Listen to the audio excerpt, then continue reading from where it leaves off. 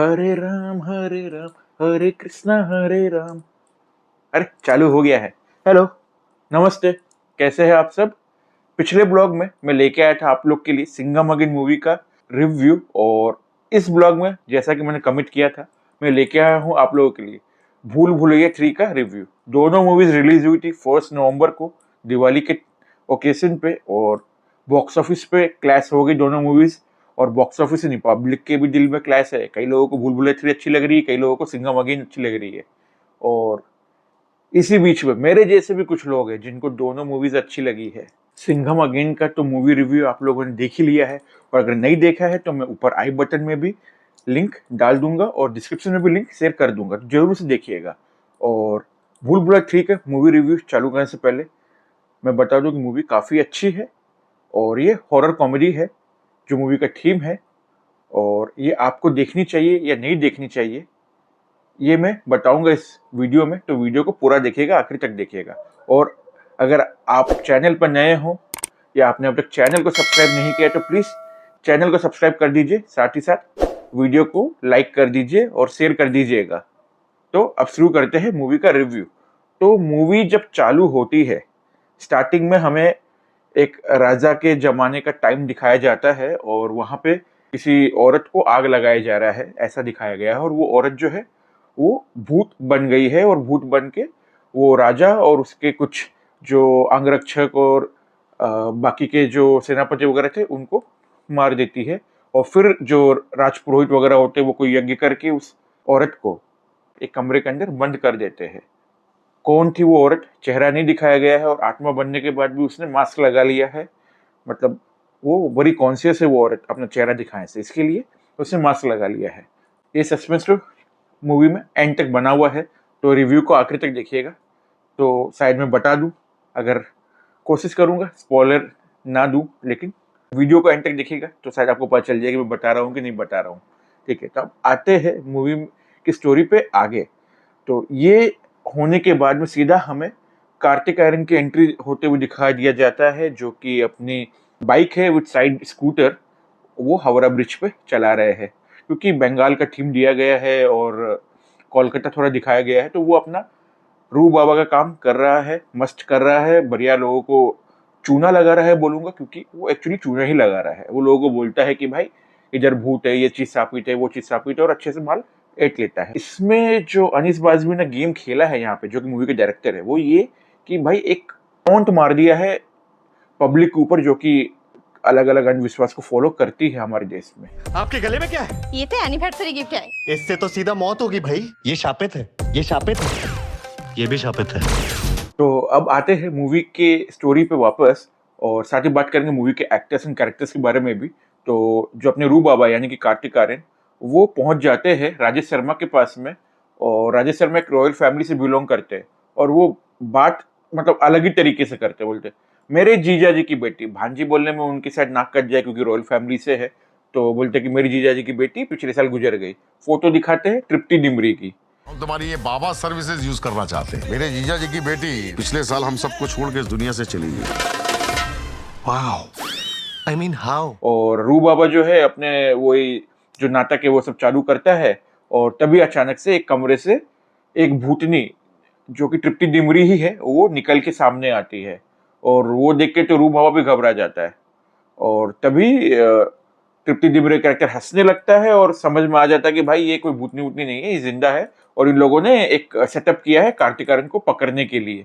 लेकिन वैसा है नहीं, क्योंकि ये लोग बोलते हैं कि देखो भाई तुम्हारे खिलाफ हमारे पास सबूत है, हम वायरल कर देंगे इसको, तो तुम जाओगे लंबे अंदर, पुलिस भी पीछे लगेगी और जिन लोगों को तुम ठगा वो भी, तो हमारा काम कर दो, तो हम तुम्हें 1 करोड़ देंगे। तो भाई कार्तिक आर्यन को तो पैसे चाहिए, वो रेडी हो गया। तो लोग बोलते हैं कि हमारे जीजा जी को तुम्हें यकीन दिलाना कि कोई भूत वूत नहीं होता है, या तुमने भूत भगा दिया है हमारे इधर। तो बोले कि करना क्या है क्या नहीं है वो सब तुमको रक्तघाट चल के बताएंगे।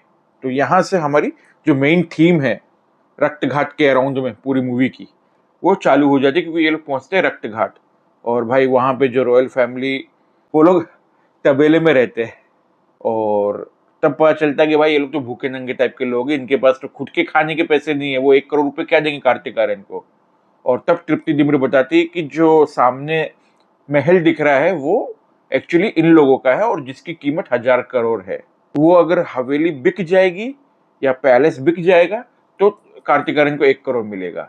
बट अगर प्रॉब्लम है कि पैलेस में एक कोई कमरा है जिसके अंदर मंजुलिका बंद है, यही है मेन स्टोरी जिसके लिए कार्तिक आर्यन को रक्तघाट लाया गया है कि भाई इसको रूह बाबा बन के कमरा है जिसके अंदर जो आत्मा बंद है मंजुलिका की उसको भगाना है। और ये कमरा जो है और कोई कमरा नहीं, वही कमरा जो स्टार्टिंग में मूवी में हमें दिखाया गया जहां राज पुरोहित ने किसी को बंद किया था। तो ये जो लोग हैं यहाँ पे, मतलब विजय राज जो कि राजा के रोल में है, तृप्ति डिमरी जो है वो राजकुमारी के रोल में है, तो ये लोग उसी रॉयल फैमिली को बिलोंग करते हैं। कार्तिक आर्यन भी जो है इन लोगों के साथ पैलेस में, मतलब जो पैलेस है राजमहल उसमें रहने के लिए बोलता है इन लोग को, और ये लोग भी सब तैयार होके जाते हैं पैलेस में रहने के लिए। और जो राज पुरोहित है इन लोग के, वो बोलते हैं कि भाई दुर्गाष्टमी के दिन दरवाजा खोलना, उससे पहले दरवाजा मत खोलना। और इसी बीच एंट्री हो जाती है विद्या बालन की। विद्या बालन जो है वो एक ऐसी कंपनी में काम करती है जो ये पुराने हेरिटेज प्लेसेस वगैरह जो है उसको रिस्टोर करने में हेल्प करते हैं उनके ओनर्स को। एंट्री अच्छी है उनकी भी, कार्तिक आर्यन तृप्ति डिमरी की एंट्री भी ओके थी। वो एक इम्पैक्टफुल एंट्री जिसको बोलते हैं ना, वो मुझे फील नहीं हुआ। एक्टिंग डेफिनेटली इम्पैक्टफुल थी लेकिन entry was not impactful. Story में आगे बढ़ते हैं तो वो अपना काम चालू कर देती है और राज पुरोहित जो है वो बताते हैं कि कई साल पहले जो राजा थे उनके एक बेटी थी मंजुलिका, और उसको सब कुछ आता, हथियार चलाना ये वो सब कुछ आता था, वो बड़ी खतरनाक थी और सबको यही लग रहा था कि मंजुलिका ही बनेगी राजा की वंशज।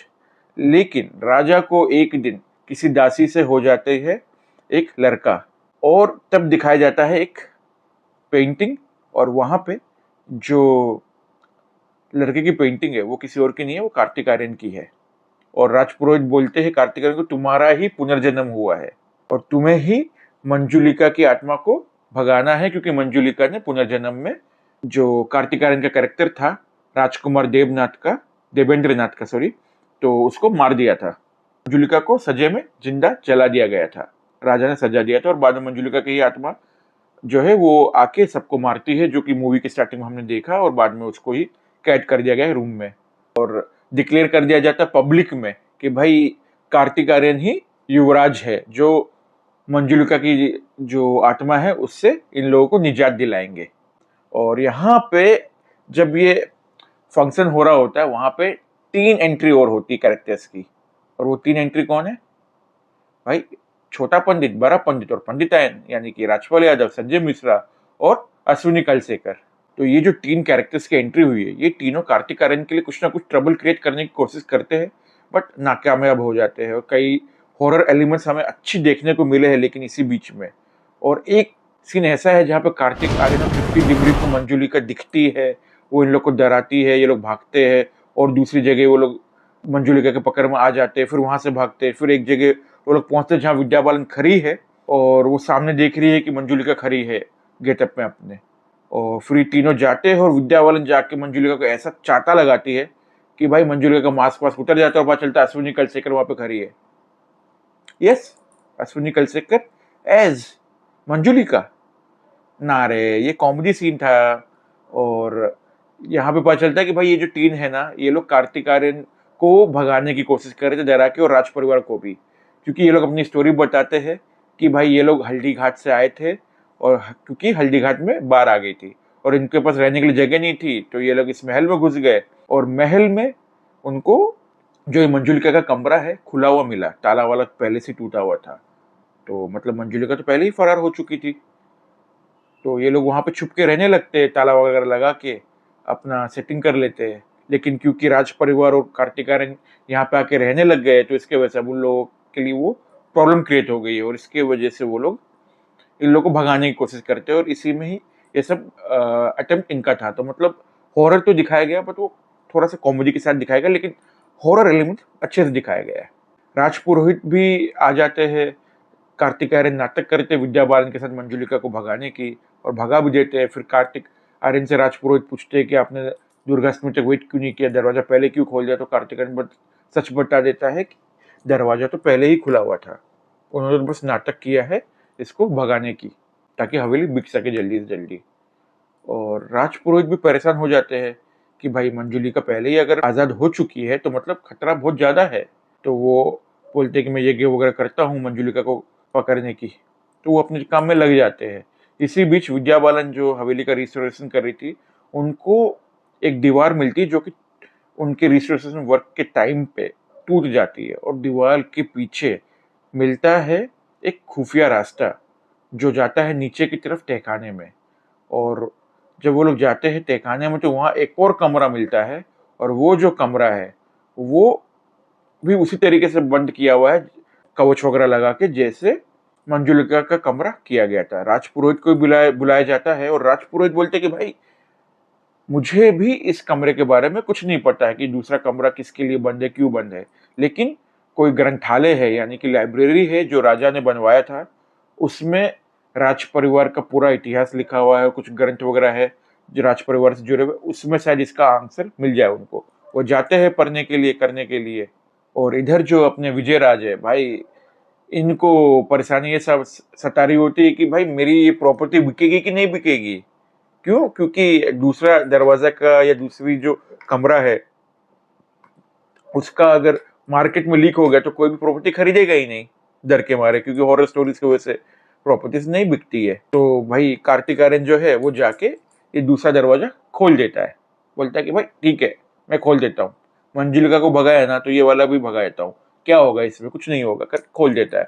और कार्तिक आर्यन उधर खोलता है और इधर राज पुरोहित आ जाते हैं और बोलते हैं ये तुमने क्या किया है, नहीं करना चाहिए था, क्यों खोल दिया दरवाजा, दुर्गाष्टमी को ही खोलना चाहिए दरवाजा, पहले नहीं खोलना चाहिए था। फिर वो बताते हैं कि मैंने ग्रंथों में पढ़ा और पता चला कि राजा की एक नहीं दो बेटियां थी, मंजुलिका की बड़ी बहन अंजुलिका, और वो मंजुलिका से भी ज्यादा खतरनाक थी, और ये कमरा अंजुलिका का कमरा था। मतलब यहाँ पे शुरुआत में हमें एक ही औरत को जलते हुए दिखाया गया है, लेकिन यहाँ पे दो कमरे हो गए, यानी कि दो भूत भी हो गए, ऐसा आ गया है मूवी के अंदर में। और बस ये राजपुरोहित ने बोला, और यहीं पे एक तगड़ी और दमदार एंट्री होती है, क्योंकि पब्लिक की जो दिल है उनकी दिलों में धड़कनें तेज हो जाती है, क्योंकि आ रही है धक धक गर्ल। जी हाँ, माधुरी दीक्षित की बात कर रहा हूँ। जो एंट्री दिखाया है ना माधुरी दीक्षित को, बहुत ही शानदार और बहुत ही लाजवाब एंट्री है। उनके लेवल के जो एक्ट्रेसेस है उनके लिए वर्थ इट वो एंट्री थी, तो मजा आया। और माधुरी दीक्षित की एंट्री होते ही मूवी का आ जाता है इंटरवल, फर्स्ट हाफ यहीं पे खत्म। फर्स्ट हाफ काफी इंटरेस्टिंग था, मतलब एक पूरा सेटअप क्रिएट किया गया है अच्छे से मूवी के सेकेंड हाफ के लिए फर्स्ट हाफ में, और ऑलमोस्ट सभी कैरेक्टर्स की एंट्री भी हो चुकी है। अब कुछ एक आध छोटे मोटे कैरेक्टर्स सेकेंड हाफ में आते हैं, बट नॉट वर्थ इट, मतलब वैसा कुछ खास उनका है नहीं स्टोरी, बस ठीक है टाइम पास के लिए और थोड़ा कॉमेडी के लिए आ जाते हैं। तो अब आते हैं मूवी के सेकेंड हाफ में। तो मूवी के सेकेंड हाफ चालू ही होता है अंजुलिका वर्सेस मंजुलिका के डांस फेस ऑफ से, जी हाँ, अमिजे तोमार गाने से। और यहीं पे हमें पता चलता है कि भाई इस गाने के बाद ही राजा ने कार्तिक आर्यन यानी कि राजकुमार देवेंद्रनाथ को फ्यूचर का राजा घोषित कर दिया था, युवराज घोषित कर दिया था, जिसको देख के ये दोनों बहुत दुखी हुए थे। लेकिन आगे क्या हुआ ये कुछ नहीं दिखाया गया है, क्योंकि भाई आगे बचाना है ना। और फिर जो माधुरी दीक्षित की जो एंट्री है, तो उनका जो कैरेक्टर है वो किसी रानी साहिबा का कैरेक्टर है जो इस पैलेस को खरीदने के लिए आई है विजय राज से, ऐसा भी दिखा दिया। और लेकिन उनके कैरेक्टर के ऊपर भी काफी डाउट होता है। उसका रीजन ये है कि भाई वो मंदिर में नहीं जाती है, और जब मंदिर में जाने के लिए कार्तिक आर्यन और तृप्ति डिम्पी थोड़ा फोर्स करते तो उसके अंदर ऐसा लगता है कि मतलब मंजुलिका की आत्मा आ गई है या अंजुलिका की आत्मा, मतलब डोंट नो, बट थोड़ा वैसा फील हुआ। और विद्या बालन की भी कई जगह ऐसा फील होता है कि कहीं उनके अंदर भी तो मंजुलिका या अंजुलिका किसी की आत्मा नहीं है। तो डेफिनेटली वो मतलब अच्छे से उस चीज को दिखाया गया है। थोड़ा सा जो हॉरर एलिमेंट है या थोड़ा सा जो डर का जो एलिमेंट है बहुत अच्छे से कैप्चर किया है अनीस बाज़मी ने। वर्थ इट मैं बोलूँगा मूवी, मज़ा आ रहा है पब्लिक के लिए, लाइक इंटरेस्ट बढ़ता जा रहा है जितना भी आप आगे देखोगे सेकेंड हाफ में उस तरीके से। और फिर आगे क्या है कि इन लोगों को एक पेंटिंग मिलती है मंजुलिका की जो कि बंद करके रखी हुई है। ये लोग जब उस पेंटिंग को खोलने लगते हैं तृप्ति डिमरी और बाकी के लोग, तभी कुछ पेंट गिर जाता है और ऊपर देखते हैं तो विद्या बालन खड़ी है और वो सॉरी बोल देती है इन लोग को।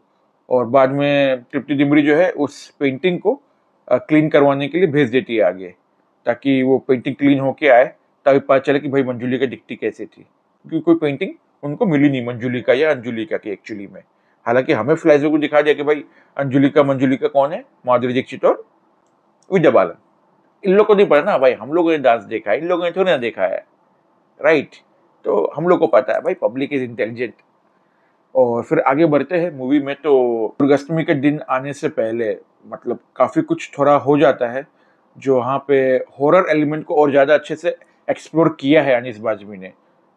लेकिन प्रॉब्लम वही है कि थोड़ा सा हॉरर दिखाने के बाद फिर ये कॉमेडी ले आते हैं, और वो कॉमेडी कार्तिक आर्यन या तृप्ति डिमरी या राजेश शर्मा और विजय राज के साथ तो नेचुरल लगती है, विद्या बालन माधुरी दीक्षित के साथ भी कुछ कॉमेडी सीन्स तो वो भी नेचुरल लगते हैं। लेकिन जब इन तीनों को, राजपाल यादव, संजय मिश्रा और अश्विनी कलसेकर को दिखाया जाता है, तो वो फोर्सफुल कॉमेडी हो जाती है, तो वो मजा नहीं आता है। वहां पे जबरदस्ती जैसे ठूस दिया हो कॉमेडी को, नहीं भाई हंसाओ, डराया है तो हंसाओ भी, वैसा लग रहा है, तो वो अच्छा नहीं लगा मुझे। तो इसके बाद में दिन आ जाता है दुर्गाष्टमी का, और दुर्गाष्टमी के दिन पे इन लोगों को डाउट हो जाता है माधुरी दीक्षित के ऊपर में, और ये लोग आते हैं माधुरी दीक्षित को पकड़ने के लिए, या समझ लीजिए कि कन्फेस करवाने के लिए। लेकिन तभी विद्या बालन आ जाती है मंजुलिका बन के, और वो हम लोगों ने ट्रेलर में सीन देखा है जहाँ विद्या बालन माधुरी दीक्षित को बाल के साथ पकड़ के खंबे पे चढ़ गई है और फिर खंबे से फेंक रही है। वो सब सीन्स आते हैं, थोड़ा सा इन दोनों के बीच में लड़ाई वगैरह होती है, थोड़ा सा रू बाबा भी इन्वॉल्व होता है, बाकी के जो कैरेक्टर्स है वो भी इन्वॉल्व होते हैं यहाँ पे। तभी राजपुरोहित जी भी आ जाते हैं, और उनकी भी ठुकाई हो जाती है यार, क्योंकि राजपुरोहित जी विलन नहीं है इस मूवी में। जो राजपुरोहित का रोल प्ले कर रहे हैं मनीष वाधवा, वो गदर और पठान में नेगेटिव रोल में थे, लेकिन इस मूवी में नहीं है नेगेटिव रोल में। अब बात करते हैं आगे क्लाइमेक्स में क्या होता है। तो क्लाइमेक्स में यहाँ पर रिवील किया जाता है कि मंजुलिका अंजुलिका कौन है एक्चुअली में, और उनका क्या पास्ट है, और वो जो औरत हमें दिखाई गई जिसे शुरुआत में जलाया गया वो कौन है, और उन लोगों ने पास्ट में देवेंद्रनाथ के साथ क्या किया, वो सब कुछ दिखाया गया है यहाँ पे, और बहुत ही ब्यूटीफुल तरीके से दिखाया गया है। मैं इस क्लाइमेक्स का जो भी स्टोरी है, जो भी सीक्वेंस, उसके स्पॉयलर्स नहीं दूंगा, बस इतना ही बताऊंगा। बट ये है कि ये जो क्लाइमेक्स है ना, काफी इम्पैक्टफुल और काफी अच्छा क्लाइमेक्स दिखाया है, काफी अच्छा स्टोरी दिया है, और बहुत अच्छे से चीजों को कनेक्ट किया गया है। तो मतलब मजा आ गया है, आप लोग को भी मजा आएगा अगर आप हॉरर कॉमेडी एंजॉय करते हो। हालांकि मैं इसको बोलूंगा सही तरीके से हॉरर मूवी, जिसमें जबरदस्ती कॉमेडी डालने की कोशिश की है अनीस बाजमी ने, वरना एक शानदार हॉरर मूवी बना लेते वो।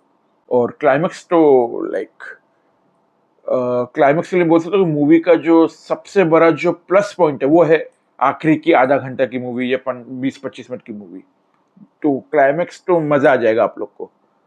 बस इसी के साथ में मैं रिव्यू यहीं पे खत्म करता हूँ, मतलब रिव्यू का सिनॉप्सिस खत्म करता हूँ मूवी का।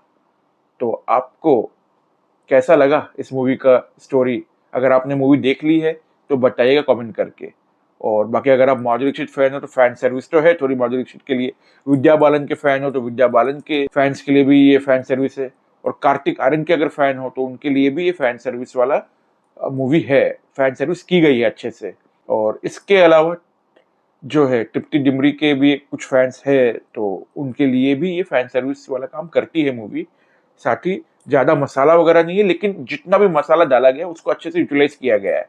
और बाकी के कैरेक्टर्स में इन चारों के अलावा जो मेन लीड कैरेक्टर्स है, राजेश शर्मा ने बहुत ज्यादा इंप्रेस किया है। वैसे तो विजय राज का भी एक कवा बिरयानी वाला मेम है इसमें, और वो आप देखोगे तो आप लोग को बहुत मजा आएगा डेफिनेटली। बट मुझे विजय राज से ज्यादा राजेश शर्मा ने इंप्रेस किया, माय पर्सनल चॉइस, पब्लिक में डिफर हियर, बट ऐसा मुझे लगा। मूवी की रेटिंग की बात करूं तो मूवी की जो रेटिंग है वो मैं दूंगा 8 आउट ऑफ 10। क्यों दूंगा? बिकॉज फर्स्टली म्यूजिक सही है मूवी का, बट कुछ जो एक्टर्स है ना उनको अच्छे से यूज नहीं कर पाए, जैसे कि राजपाल यादव, संजय मिश्रा, अश्विनी कलसेकर। इसके अलावा विजय राज को और मनीष वाधवा को भी उतने अच्छे से यूटिलाइज नहीं कर पाए अनीस बाजमी, जितना अच्छे से कर सकते थे। और साथ ही जबरदस्ती की जो कॉमेडी डालने की कोशिश की गई है जो मजा नहीं दे रही, और म्यूजिक भी ठीक है। तो like overall I would cut 2 stars here for these things, और 8 में दूंगा। और इस मूवी के लिए भी मैं बोलूंगा कि ये थिएटर में देखने लायक है मूवी, आप लोग को बड़े स्क्रीन में मूवी देख के बहुत ज्यादा मजा आने वाला है। और जब आप थिएटर में देखोगे तो वो जो हॉरर वाला फील है ना वो भी ज़्यादा आएगा। हालांकि कॉमेडी आप लोगों को थोड़ा सा मे भी परेशान कर सकती है कि भाई क्यों बार बार कॉमेडी डाल रहा है, बट ओवरऑल ये एक फैमिली मूवी है। वैसे तो सिंघम अगेन में एक फैमिली मूवी थी, बट वो एक्शन था और ये हॉरर है। और इस मूवी में भी कोई वल्गरिज्म या वल्गर डायलॉग्स या डबल मीनिंग वाले डायलॉग्स नहीं है, ना ही कोई न्यूडिटी वगैरह है। तो आराम से जाइए फैमिली के साथ में और मूवी को एंजॉय कीजिए। और मैं बोल सकता हूँ कि ये मूवी हर कैटेगरी के लोगों के लिए देखने लायक है, स्पेशली उनके लिए जिनको एक अच्छी हॉरर मूवी पसंद हो। जी हाँ, और ट्रेंड भी है ना हॉरर की, पहले स्त्री 2 आई थी, अब ये आ गई है, आगे भी कुछ और आ जाएंगी। और एक चीज़ और जो मैं ऐड करना चाहूँगा वो ये है कि कुछ जगह मुझे कार्तिक आर्यन के डायलॉग्स जो है वो अक्षय कुमार की याद दिलाते हुए मतलब फील हुआ। जैसे ठूस ले करके एक डायलॉग था उनका मूवी में। तो अच्छा है, मतलब कार्तिक आर्यन भी इतना अच्छा काम कर रहे हैं। मैंने अपनी फैमिली के साथ ये मूवी देखी, घर वालों से पूछा तो उनको भी कार्तिक आर्यन का काम काफ़ी अच्छा लगा कि भाई विद्या बालन और माधुरी दीक्षित जैसे एक्ट्रेस है, उसके बाद में विजय राज, संजय मिश्रा, राजेश शर्मा और राजपाल यादव जैसे एक्टर्स है, उनके सामने इतना ज़्यादा impressive acting is not a easy task. तो डेफिनेटली उन्होंने काफ़ी मेहनत की है इस मूवी के ऊपर में। और डायरेक्टर की बात करूँ तो अनीस बाज़मी कॉमेडी मूवीज़ भी बनाते हैं और अभी तो 2 back to back horror movies भी बनाई है उन्होंने, भूल भुलैया 2 भी और भूल भुलैया 3 भी। और भूल भुलैया 2 की बात करूँ तो उसका डायरेक्टली कोई कनेक्शन नहीं है भूल भुलैया 3 से। होपफुली जो भूल भुलैया 4 अगर बने तो उसमें हमें अक्षय कुमार और कार्तिक आर्यन दोनों साथ में देखने को मिले तो और मज़ा आ जाएगा। ऐसा मैं तो चाहता हूँ, आप लोग चाहते हैं कि नहीं? कमेंट करके ज़रूर से बताइएगा। और कुछ रह गया क्या? नहीं ना? तो ठीक है, इस वीडियो को मैं यहीं पे एंड करता हूँ। तो आपको ये वीडियो कैसा लगा प्लीज़ कमेंट करके बताइएगा।